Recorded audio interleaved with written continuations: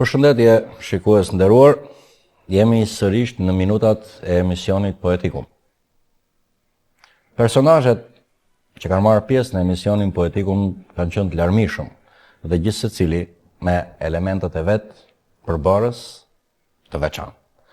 Për ditën e sotme do të udhëtojmë jo vetëm në vargjet poetike, por gjithashtu edhe në një gjini shumë të veçantë, siç është ajo e prozës poetike, një gjini e cila është lëvruar pak dhe sigurisht tek ajo ndeshim vështirësinë e suksesit. Por ja që kjo gjini është lëvruar këtu në Fier, pikërisht nga një autore. Sot në studio do të jemi me poeten, prozatoren, publicisten edhe studiuesen Aurora Damimi. Aurora, mirëmbrëma dhe mirë se keni ardhur në studion e emisionit Poetikum. Mirëmbrëma Gent, është vërtet kënaqësi që të flasësh për minuta të tëra, për atë që është më brillante, më e bukur, më e veçantë. Epitetet do të ishin të pafundta, por gjithsesi shumë të varfra për atë që meriton emrin poezi. Aurora, e shikoj që jeni emocionuar dhe është e pranueshme që gjatë vargjeve poetike, gjatë udhëtimit në për fjalën, atje ku është dhe tharmi një shpirti njerëzor të vërtet, njeriu të emocionohet, por nuk dua t'ju ngacmoj së tepërmi. Kam dëshirë të di kush është Aurora. Pyetje e çuditshme dhe shumë e bukur njëkohësisht. Do të përgjigjem dhe unë paksa në mënyrë poetike, megjithëse jam një grua që lufton me përditshmërinë e jetës. Lufton dhe përpëlitet në burgun e asaj që ne e quajmë të përditshme, me hallet, shqetësimet, brengat, por gjithsesi edhe me suksesin. Thonë se jam e çuditshme, here qeshur, here trisht, here menduar dhe here çamaroke. Në fakt unë jam një grua që dëshiroj të kem akoma burmat e fëminis. Grua lastit, nuk do të thoshja. Unë jam njëkohësisht dhe e hekurt dhe e fort, po ajsa jam dhe e brisht. Dëshiroj që të udhëtoj shumë. Në kuptimin gjeografik të shoh vende të reja, njerëz të rinj, kultura të reja. Por natyrisht ndodh që ndonjëherë të endem edhe nëpërmjet një grije oportune që është e trisht dhe herë nuk ka limit. Por dua që agu i mëngjesit gjithmonë të më hedh në përditshmërinë tjetër, në përditshmërinë e një mëngjesi tjetër, e natyrisht unë të jem më optimiste, më e fortë, më me shpresa. Aurora, kjo ishte poezi, prozë poetike? Kjo është autobiografia ime. Unë emër kam agun e mëngjesit, po nuk më pëlqen që të më thrasin mëngjes. As në zë, në timrin e zërit që të më thrasin me emra karakteristik të shpende. Ndihem si një 20 vjeçare dhe dua të më thrasin ashtu thjesht në emrin tim. Aurora, gjatë ligjëratës suaj më zhytet në mendime sepse i dhat Aurorës për masat e një vajze të vogël dhe një gruaje të hekurt. Më vjen mirë që poeti, përpara se të jetë një njësi ndjesore, është edhe një tërësi arsyesh. Por sot jemi mbledhur për poezinë. Kjo ishte një biografi e shkurtër emocionale, e cila e bën më të këndshme dhe më të larmishme emisionin Poetikum dhe minutat e emisionit Poetikum. Do të ndjekim një poezi nga libri Po Nesër dhe do të kthehemi në studio për vargjet poetike. Me kënaqësi.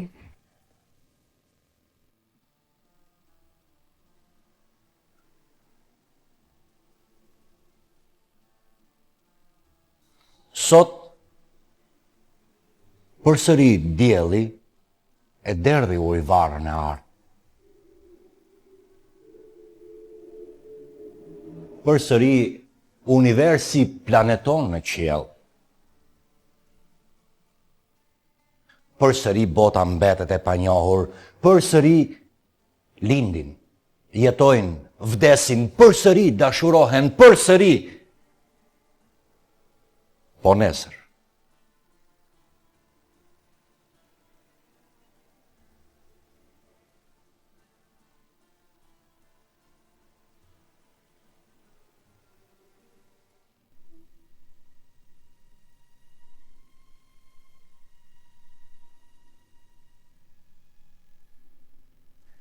Kam kërkuar në jetë një shok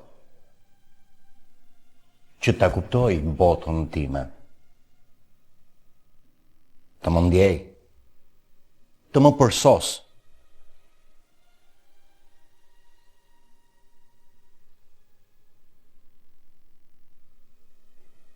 Dhe në çastin që e gjeta, sy përlotur dhe trup fërgëllues, e pushtova fort, fort.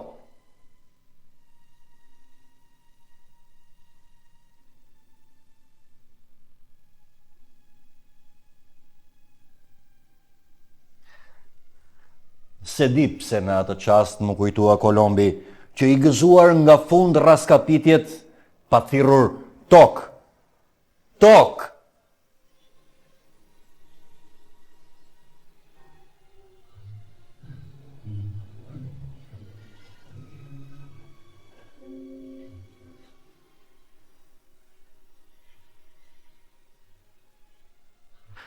Ndoqëm poezin po nesër, gjithashtu bashkë me të, ndoqëm edhe një tjetër poezi në çastin kur të gjeta. Do doja të kthehesha në një pyetje, ashtu siç edhe mbaron vargu i fundit të poezisë suaj po nesër. Juve keni përzgjedhur këtë poezi në mënyrë të veçantë për shkurtësinë e saj, për hermetizmin, për konkretësinë e saj. Madje dhe vetëm kaq për gjithë atë panoramë, megjithëse është kaq e shkurtër, ajo ngërthen brenda saj në shumë dimensione, jetën njerëzore, të individit dhe të shoqërisë së bashku. Që nga lindja deri te ajo më e natyrshme, vdekja. Pse e keni përzgjedhur këtë poezi edhe si titull të librit tuaj po nesër? Do thoshe që është unikale, është diçka që është pjesë përbërëse i imja individuale për të folur sa më shkurt, në mënyrë lakonike, edhe nëpërmjet vargut poetik. Kam zgjedhur pikërisht si titull të librit tim të parë po nesër, për të shprehur gjithë atë që sapo thetigen, gjithë atë panoramë të jetës që nga lindja, dashuria, vdekja, do me thënë si një gjysmë hark ose 180 gradë që përshkon njeriu, dhe me brengat me shqetësimet e përditshmërisë, por njëkohësisht gëlon dhe ai shqetësimi i unit poetit, shqetësimi i të nesërmes, shqetësimi se çfarë do të ndodhë nesër. E nesërmja e ardhmja gjithmonë e papritur, dhe kjo e papritur mund të jetë edhe e trisht, edhe e këndshme, por njëkohësisht mund të sjellë dhe situata jo të këndshme, jo të pritshme. Në këtë rast, ajo është e mbushur gjithmonë me mister, ndaj më pëlqen. Pra, në momentin që juve i keni dhënë përfaqësi të rësisë suaj poetike, në këtë vëllim ka qenë ky shqetësim ekzistencial, apo jo? Ka qenë vetë ekzistenca e individit, por ky individ së bashku me veten e vet udhëton në një territor shumë të gjerë, në këtë hapësirë në 180 gradë që ju sapo cituat. Mirë, sigurisht që unë kam dëshirë të bëj pyetje cilat janë ato elementet simbolik që ju tërheqin juve më tepër. Ashtu si që shohim edhe në rastin aktual, sepse kjo poezi është e shkurtër me 6 vargje, por thamë që ngërthen një shqetësim shumë madh. Elementet tjera simbolike që juve ju frymëzojnë, ju ngacmojnë. Simbolika në fakt që të mos bëj teorinë e letërsisë është një tipar i një poezie moderne. Në fakt mua nuk më ka pëlqyer prangat në poezi, nuk më ka pëlqyer metrika e ngurtësuar. Ashtu vargu sikur më ngurtësohet dhe më krijon një ngërç në shpirtin tim. Ashtu siç dëshiroj që edhe mendimi të rrjedh, ashtu do të dëshiroj që edhe poezia dhe vargu të jetë i lirë. Në tërësi do të thoshe që simbolikën e hasim gjithkund në jetën tonë të përditshme. Vetëse ajo që dikush, një person fare i natyrshëm, do të shikonte një pemë të zhveshur, të tharë, të racar, të rmugëtir dimri, çuditërisht poeti e shikon si një degës të blerëruar pranvere. A nuk është kështu? Dhe simbolika është ajo detaj të cilën ti mundohesh ta shkëputësh nga ky realitet i zymë dhe i trisht, herëherë dhe gri, dhe t'i japësh të rjetë, t'i japësh lëngë jetësor. Dhe ta bësh atë një lëngë në laboratorin të nkryes dhe ta nxjerrësh vërtet ashtu siç ti e ndërron ose e përfituron. E përsos edhe më tej. Që ajo të vazhdoj të prodhoj kuptime në vazhdimsi.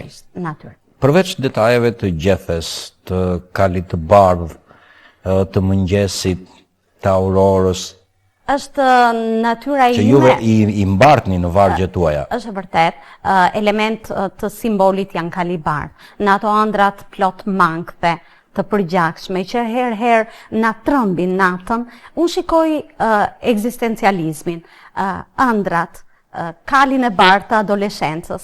E shikoj princin duke ardhur me kal të bardhë. Në jetë nuk ndodh kështu. Kjo do të thoshe që kali i bardhë i ëndrës natyrisht është simbolik. Është simbolik i ëndrave të vajzërisë, ëndrave të sartmes, ëndrave të bukura të adoleshencës. Tjetër element ose tjetër simbolik më pëlqen shumë gria. E di pse, ajo gria oportune, ajo gria që s'ka limit herë, ajo dhimbje e vazhdueshme, që nuk është një dhimbje e fortë, dhimbje e ngadalt dhe që të shqetëson, të brengos, të trishton, dëshiron që t'i largohesh dhe përsëri të ndjek si një hije e përzishme nga pas. Edhe ky është një element që mendoj se është në prozën poetike. Është shumë e blatuar në prozën poetike. Element të tjerë jetësor, është detaj shumë i bukur, është dhe trupi i leckosur i një lypseje. Ne jemi vëzhgues të hollë të realitetit. Atë realitet që herë nuk vjen plot ngjyra si ylbedh, por vjen dhe melankolik. Natyrisht ne shikojmë edhe njerëz të pashpresë, edhe njerëz si ai i moshuari që me cigaren në cep të buzës dhe rrobat i kanë marrë ngjyrën e asfaltit, që ecën vazhdimisht dhe s'di ku të shkoj, pa mbritur as sekundi. Në këtë realitet bëjmë pjesë dhe lypset e rreckosura që çuditërisht pas krave ndalojnë bencat e zinj dhe zotërinë barkfryr, e ndjek edhe zëri i qieri këngëtares, dhe kush i jep lëmosh, ajo fal veç urata, veç mirësi.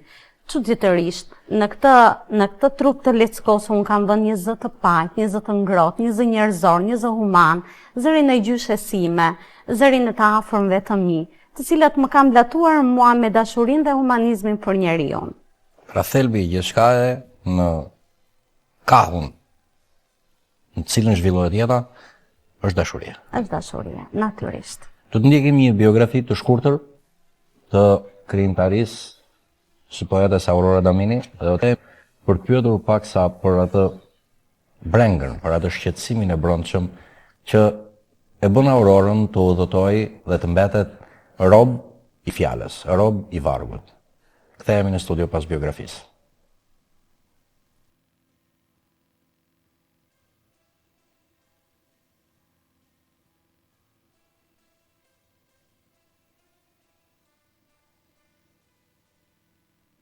Aurora Damini lindi në qytetin e Fierit në 24 i teti 1968. Pas shkollës së mesme të përgjithshme, ajo kryen studimet e larta në Universitetin e Elbasanit në tegën gjuhë dhe letërsi shqipe. Më pas, ajo vazhdon studimet pas universitare në Universitetin Shtetëror të Tetovës për letërsi shqipe, ku mbron temën me titull Udhëtim mes realizmit dhe modernizmit në prozën e Jakov Xoxës, temë e cila shërbeu edhe si mbrojtje e diplomës për gradën shkencore, magjistër i letërsisë dhe i gjuhës shqipe.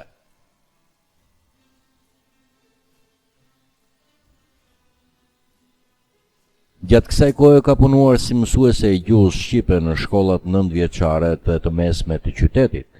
Mëtej aktiviteti i saj ka qenë publicistika, të cilën e ushtron që nga viti 1998 edhe deri në vazhdim në disa nga mediat e shkruara dhe vizive qendrore dhe lokale.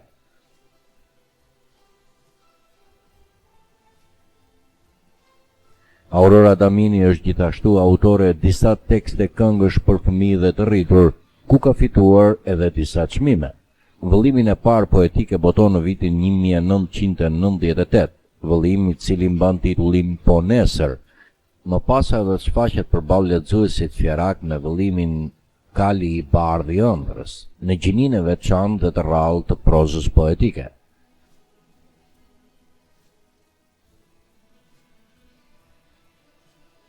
Në vitin 2012 ajo i dhuron lexuesit e dashamirësve të letërsisë studimin mbi prozën e Jakov Xoxës. Aktualisht punon dhe krijon në qytetin e Fierit dhe së shpejti pritet të dalë në qarkullim dhe vëllimi i ri poetik Portat e Mallit.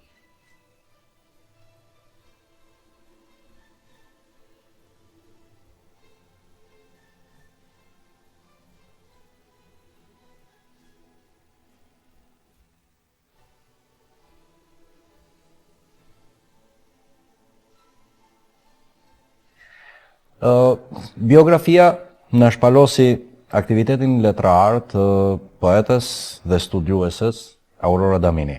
Por, Aurora, kam dëshirë të di, përveç atij faktit të profilizimit të vetes, ashtu si që e prezentuat dhe në minutat e para të emisionit Poetikum, kam dëshirë të di, cilat ishin ato shtysa, ato forcat të cilat ju dhanë ngacmimin e parë për të shprehur përmes vargjeve. Kuptohet që asgjë nuk është e rastësishme dhe jo çdo gjë lind ashtu vetvetiu. Natyrisht duhet brumosur, duhet blatuar, duhet mëkuar, qysh në fëmijën e hershme. Ëndrat dhe romanet në cilën unë lexoja ishin gjithmonë romanet e të rriturve. Por herë më ngatroheshin dhe me prallat e moshës sime. Fluturoja në qilimat e Persisë, fluturoja për të kapur llampën e Aladinit, ëndërroja gjithmonë të ecjan me galop me kuaj të barë në trokun e tyre. Gjithmonë ëndrat i kam quajtur në krahun boqiell të ëndrave, në krahun e kaltër të ëndrave. E natyrisht, diçka duhet të ketë edhe në gen. Shikoj që shpesh herë babai më ka ngacmuar duke thënë që këtë dellin e të shkruarit, damarin poetike ke prej meje. Është e vërtet që babi lexonte shumë dhe në bibliotekën e tij goxha të pasur, megjithse atëherë jeta jon ishte shumë e thjeshtëzuar, gjithmonë atë rrogën e vet gjysmën e pagës së tij do ta bënte libra. E natyrisht në bibliotekën e tij unë gjithmonë gërmoja dhe i lexoja. Por asnjëherë nuk ngopesha, derisa arriti një stad në cilën në gjimnaz sidomos, në cilën unë kuptova që njeriu diku ato gëlimet, gjithë shqetësimet, gjithë ëndrat, do t'i hedhë diku. Dikush do të dëgjoj muzikë, dikush do të shkoj të kërcej, dikush do të peshkoj, ndoshta i gjem paqe me natyrën. Unë e gjeja te fleta e barë. Gjithë natyrën, gjithë shka pra gjendej tek vargu dhe tek fjala. Unë aty e kam gjetur, ndoshta veten time, gjithmonë duke e hulumtuar dhe duke hedhur diçka në letër. Dal nga dal, vargu bë poezi, poezia u bë libër, e kështu me radhë. E natyrshme. Duke qenë që zërat femëror në letërsi janë të pakët, shumica prej tyre janë thjesht një impuls emocional i një moshe të caktuar dhe më pas heshtin. Juve treguat që në moshën 14-15 vjeçe filluat për herë të parë të shprehnit ato vargjet tuaja, ato ndjesitë poetike, atë ngacmimin që jepte bota reale në botën tuaj shpirtërore.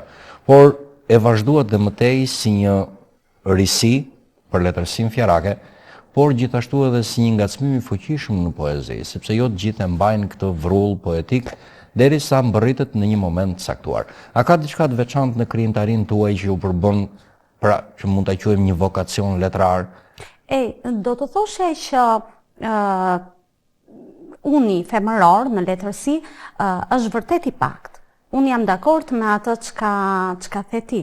Por do thoshe që vjen po kaq edhe i fuqishëm, po kaq me lëng jetësor.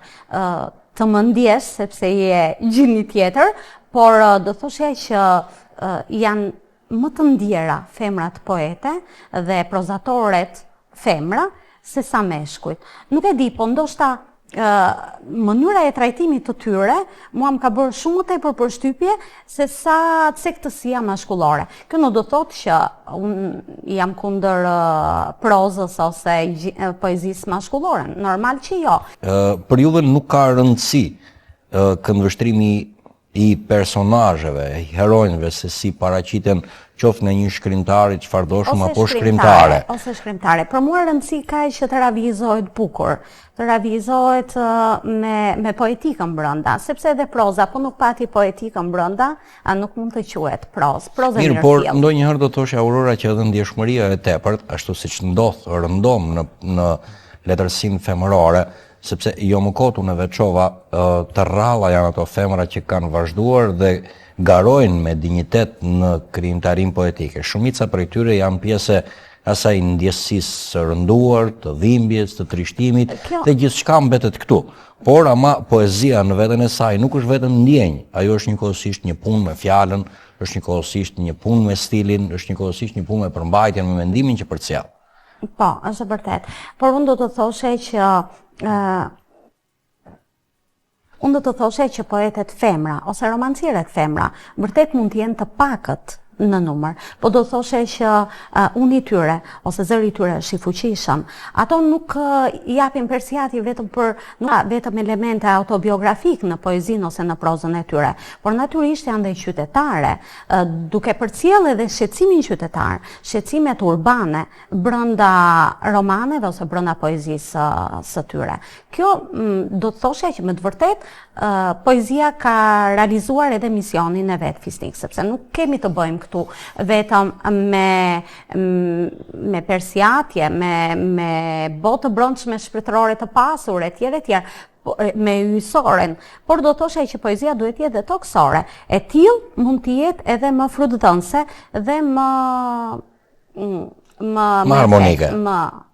Më efektshme. Më efektshme, më harmonike. Mirë, duke qenë që stilistika letrare, duke qenë që tërësia e ngacmimeve poetike letrare, dashur pa dashur ka krijuar edhe ato që quhet ndryshe rryma letrare. Gjithse cila prej tyre është shpalosur përmes traktateve letrare, përmes manifesteve letrare, po t'i referohemi rrymave të ndryshme. Cila rrymë ju tërheq më tepër?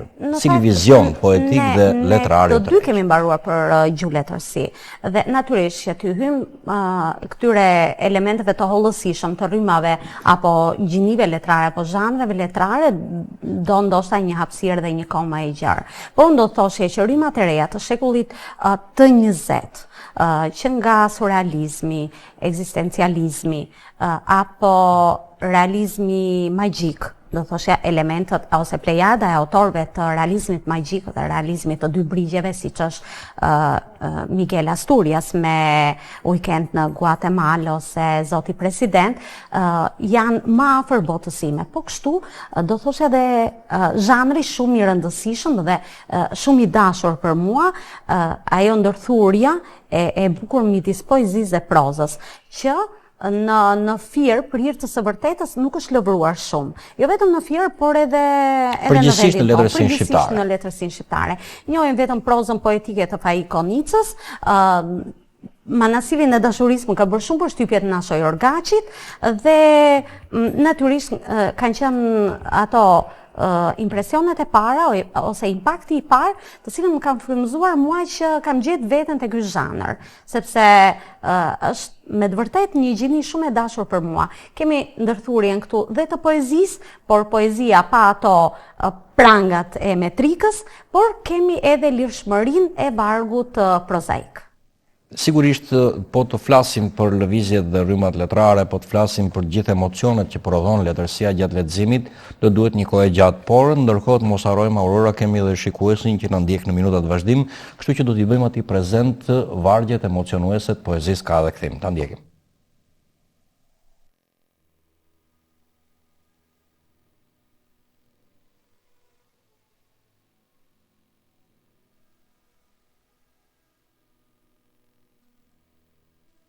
Përse larguar rri prej meje,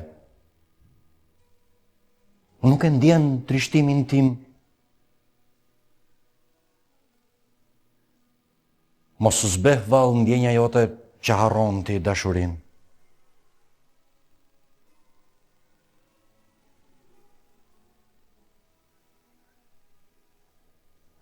Kam nevojë për puthjen tënde. Prania jote më lumturon. Qënia ime një me qiejt, kur më prek, më lethaton.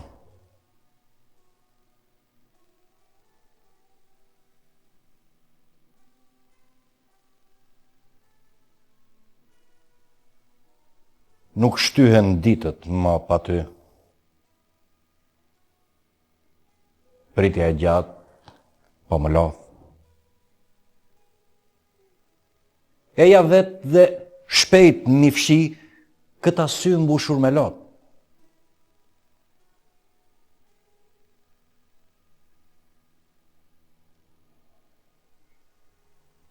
Nuk dua ikje për të humbur, natyrisht, edhe këtë se ndalë dot, por kujtohu se veç ikjes ka dhe kthime në këtë botë.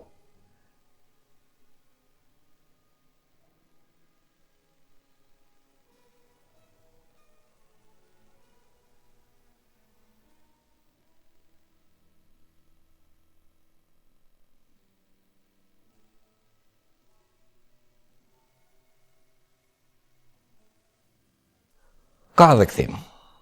Një lirik e ngrot e cila më bëri përshtypje dhe jo më kote për zgjova, për vetë faktin sepse kryesisht në librin tuaj dhe kryesisht në poezi sot rendin drejt asaj poezisë me varg të lirë, drejt asaj poezisë e cila nuk na kufizon, nuk na vendos prangat e gjuhës, nuk na vendos prangat e ritmit të rimës, por duket që juve keni harmonizuar shumë këndshëm mendimin, ndjenja e cila është e plot, por edhe elementet stilistikor, metri, rima dhe këto. Do të thosha cila është më e dëshiruara, më e përzgjedhura për juve në krijimtarinë poetike?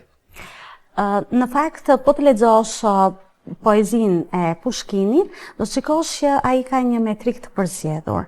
Edhe leksiku i fjalës, natyrisht që meriton notën maksimale.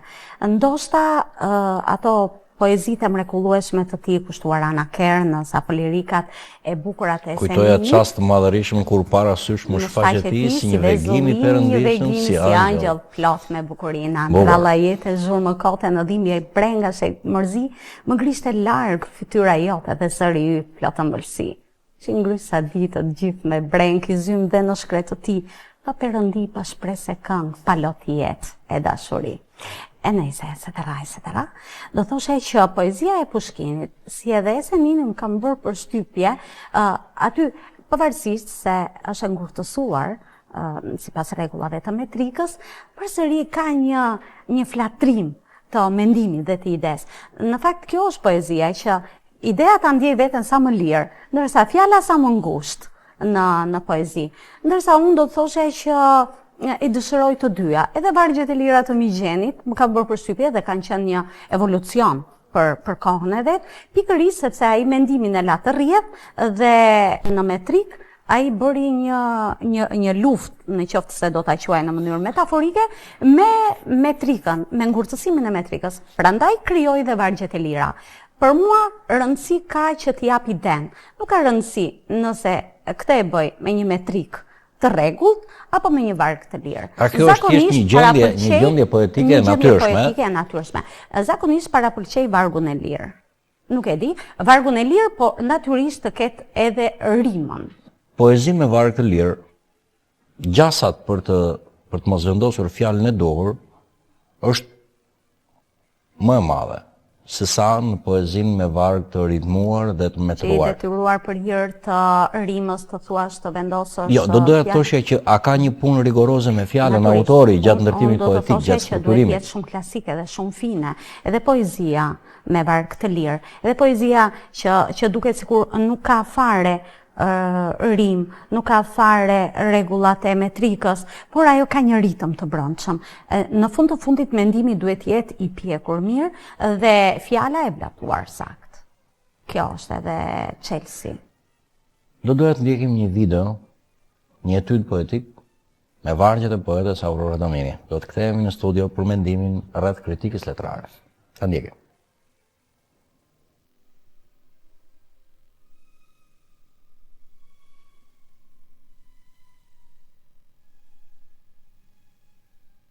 Petalet e luleve më dridhen dhimbshëm. ku t'i qoj? Eshtrat e ti janë tretur shpërndar në një ishull të largët ku zervistët e internuan.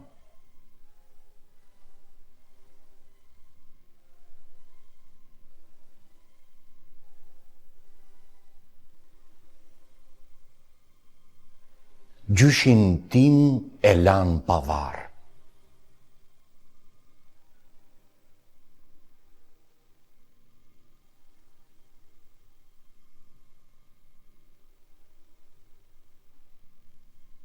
Heqkrim tjetër pa të bërë, veç pohimit, jam shqiptar.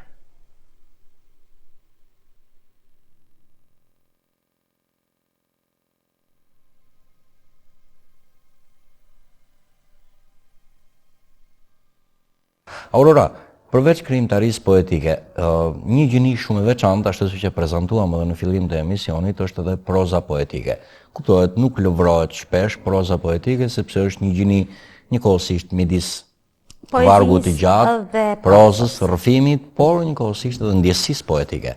E gjeni veten më mirë në prozën poetike? Sigurisht. E ndjej veten shumë herë më të çliruar nga prangat e metrikës, por edhe mendimi sikur më rrjedh më i pjekur. Më i pjekur poetikisht, më i pjekur edhe në kuptimin emocional. Normalisht që proza poetike është shumë e vështirë, nuk duhet të mendoj njeriu që thjesht është një prozë, ajo duhet të ketë poezim brenda saj, sepse proza pa poezi nuk mund të quhet një prozë poetike. Proza poetike është një zhanër shumë i vështirë, shumë i palëvruar tek ne. Ju thash pak më parë Faiko Nica dhe Nashe Orgaqi, ndoshta edhe ndonjë autor që mua momentalisht nuk më kujtohet, por për fat të keq, letërsia shqiptare nuk e njeh si gjini të lëvruar shumë. Më shumë njihet poezia dhe proza e gjatë, sidomos në stilin në romanet. Por proza poetike do të thoshja që ka detajn, luan me detajn poetik. Pikërisht ky detaj i ngacmuar nga poeti ose nga krijuesi e bën atë që mendimi të rrjedh si një gurgullim. Do të thoshe që proza poetike është një gjini shumë e veçantë dhe shumë e dashur për mua. Aurora, meqense kaluam tek proza dhe duke konsumuar minutat, mua mendimi më është stacionuar në një vëllim shumë interesant i cili u prezantua në vitin e kaluar në bibliotekën e qytetit të Fierit, bibliotekën publike. Bëhet fjalë për krijimin tuaj, për studimin tuaj, rrugtim mes realizmit dhe modernizmit në prozën e Jakov Xhoxhës. Për të gjithë pjesëmarrësit në studion e televizionit Apollon dhe në minutat e emisionit Poetikum, gjithmonë kam drejtuar pyetjen për kritikën. Çfarë ndodh me kritikën letrare sot?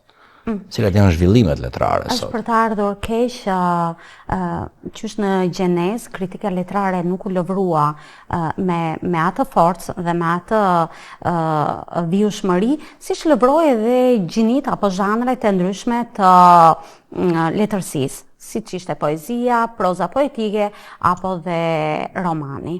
Unë do të thoshe që me përjashtim të pak autorëve si Adriatik Kallulli, Dalan Shaplo, Klara Kodra e kritik të tjerë, duket se Dhurata Shehri, duket se kritika sikur e zbehur. Është mendimi im personal, ndoshta nuk jam shumë e saktë në atë që po artikuloj tashmë, por është një mendim edhe i studiuzëve dhe i është një mendim i studiuesve të letërsisë. E ndeshim kritikën për materiale publicitare, ndeshim në të përjavshme, por duket që është e stigmatizuar, është e copëzuar. Është e vërtet. Nuk ka një drejtim letrar të cilën të lëvroj gjininë e kritikës. Në fakt, kritika na duhet më shumë se kurdoherë, sepse në jo pak raste dhe ti dhe unë dhe ndonjë krijues tjetër ka rudhur buzët me nxjerrjen e një libri të pavlerë, me një vëllim poetik që nuk na sjell asnjë gjë të re, apo edhe aq më keq edhe me një persjatje në prozën e gjatë siç është romani, por romane të cilët për hir të së vërtetës duhet thënë që nuk janë në atë nivel të dëshiruar, të cilën lexuesi të gjej veten, të gjej emocionet, do të kalojë me një frymë dhe të gjej natyrisht edhe lëngun jetësor brenda.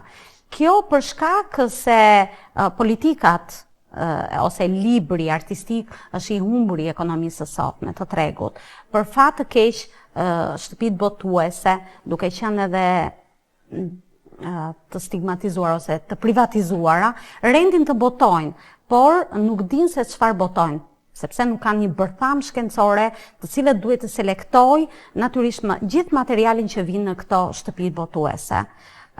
Natyrisht që duhet të kalojnë nëpërmjet një krahëri shumë të imët, çdo gjini letrare, çdo prurje re, sepse shikojnë që kanë lekë dhe botojnë natyrisht zërat e rinj duhen frymëzuar, duhen ushqyer, duhen ngacmuar. Por për fat të keq shikojmë që kanë prurje as pak cilësore, apo edhe persona të cilët kanë dëshirë thjesht të nxjerrin të shkruajnë kujtimet e tyre dhe hop menjëherë del libri.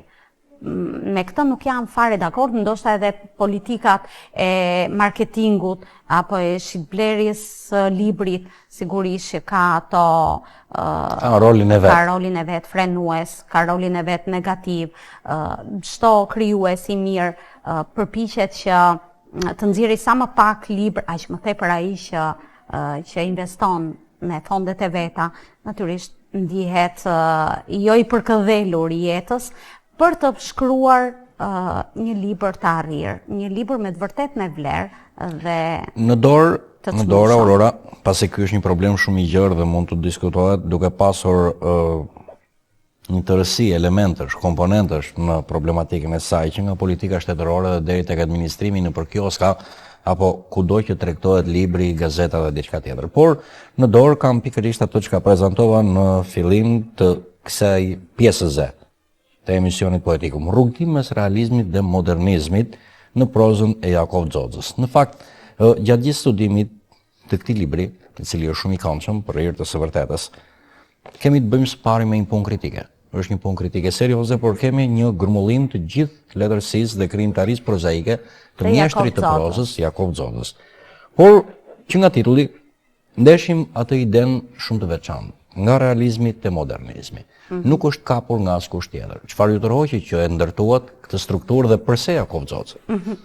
Pak fjalë për hir të së vërtetës duhet të them që kjo ishte dhe tema e diplomës në studimet pasuniversitare që unë bëra në Maqedoni, e ndoshta doja të sillja atë pigmentin e gjelbër të myzeqes, të kësaj krahine me të vërtet, po kaq siç është pigmenti i gjelbër i fushave të pamata dhe i fushave të gjera, po kështu jetojnë dhe gëlojnë njerëz në gjithë krahinat, njerëz me shpirt bujar.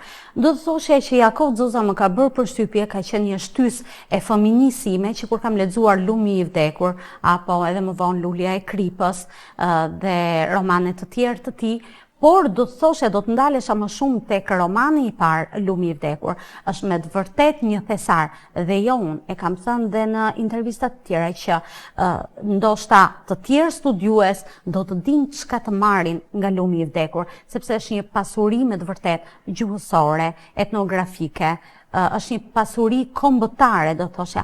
Në fakt, Jakov Xoxa që me shpërnguljen e tij prej Eremiti në atë dhomëzën e vogël në Apoloni, ka dashur të bëjë një epope, një roman.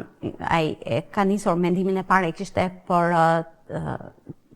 5 vëllime, por mbaroi vetëm 3. Dhe natyrisht ai misionin e vet ndaj myzeqes dhe myzeqarëve e kreu me sukses. Do thoshe që Lumi i vdekur i ka përmbushur më së miri gjithë ato ankthet e tij, gjithë stërmundimin e tij prej romancieri dhe ka nxjerr anët më pozitive, tiparet më pozitive të myzeqarit të viteve 30. Ndoshta ky libër, i cili është aktual, sepse kemi parë që te Lumi i vdekur shohim jo vetëm realizmin, por shohim edhe simbolikën. Pikërisht ajo qerja që dhe ajo lëvizja e motmotit brenda një viti, brenda harkut kohor të një viti të fshatarit të varfër Pilos Peragut, i cili në kthim ishte edhe më i varfër akoma, apo dashuria e pamat dhe e çiltër, e lirë, e cila rrëzoi gjithë kufijt, barrierat midis Vitës dhe Adilit, apo dhe element të tjerë ishin me të vërtet element modernist, që për kohën flas për vitet 60 në cilën u botua ky roman, ishte me të vërtet një prurje, ishte do thoshe e meriton me të vërtet një roman avangard në ato vite. Kuptohet fjalët për letërsinë dhe nuk është vetëm shtysa e brendshme ose dëshira ato regëtimet e parat. Do thoshe që ky studim nuk ishte vetëm një shtysë, një dëshirë për prozatorin tim të preferuar, sepse kjo do të ishte shumë foshnjore nga ana ime, por do thoshe që është një mendim i pjekur, i dal jo vetëm nga njerëzit e penës, por edhe nga kritik të shumë, të cilët duke studiuar prozën e Jakov Xozës, kanë nxjerrë një përfundim që Jakovi ishte një mjeshtër i madh i fjalës artistike. Aurora, të flasim për kritikën dhe për prozën e Jakovit, minutat nuk na premtojnë, sepse kemi një bisedë shumë të gjatë dhe kemi një pasuri të tërë letrare që i përket kombit dhe kulturës shqiptare. Do doja të ndjekim një tjetër interpretim poetik dhe do të kthehemi në studio për përshëndetjen për vargun e zgjedhur nga vetë autorja.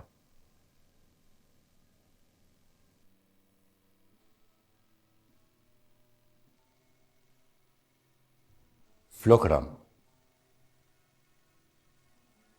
i moshuar,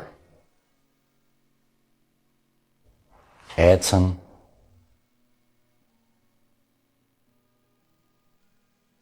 ka një shkop metalik në dorë edhe një cigare në cep të buzës.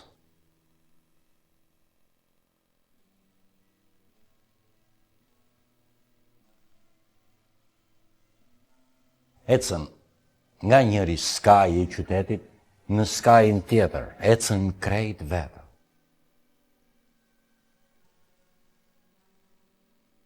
Lëkura i ka marrë ngjyrën e asfaltit, rrobat i ka blu.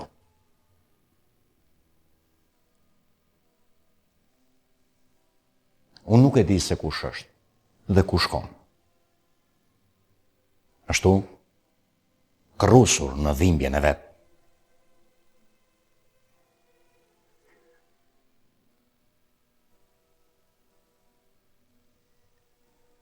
Të vetme gjë që di për të është se e shoh gjithnjë duke ecur, pa mbërritur asgjë.